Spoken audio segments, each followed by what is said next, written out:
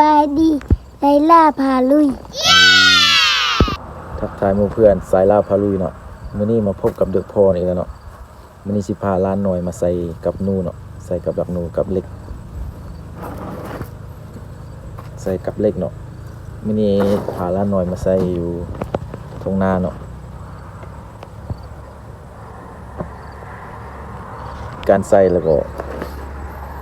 สูตรเด็กพ่อสายลาพาลุยเนาะจะลองเอามะกล้วยอ้อยเบิ่งว่าสิมานหรือบ่เป็นจังไดก็ถ้าเบิ่งติดตามไปนำกัน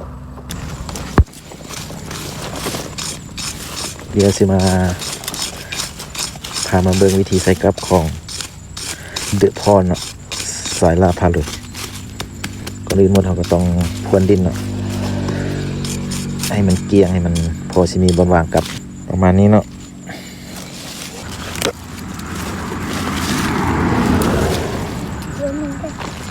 ปาดมะกล้วย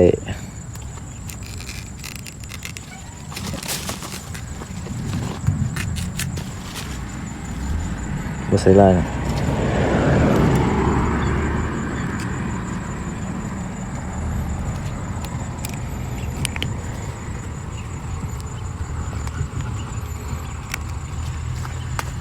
กับไม้เพื่อนมาเปิดสดมื้อนี้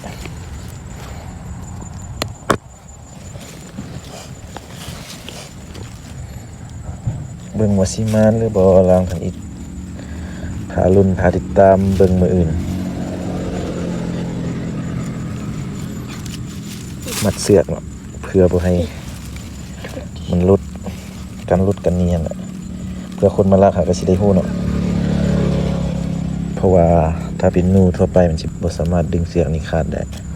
ที่สำคัญอย่าลืมเอาหำโหยเนาะพี่น้องตัวนี้จะเป็นที่เด็ดห้องเลยมากินแล้วเขาก็เกาะมิ้นเนาะ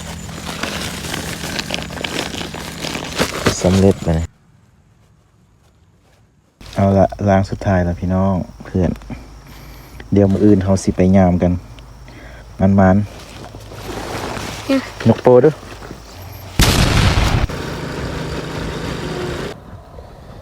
เอาละทักทายตอนสอบเพื่อนๆสายลาเดี๋ยววันนี้เขาสิลองมายามกับดักที่เขาวางไว้เมื่อวานเบิ่งเนาะ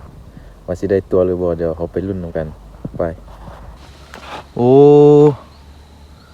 นั่นเลยกันนี่แหละเบิ่งพี่น้องกับลันเป่านี่โอ้เขารักพี่น้องนี่คนนกพุกด้วยนี่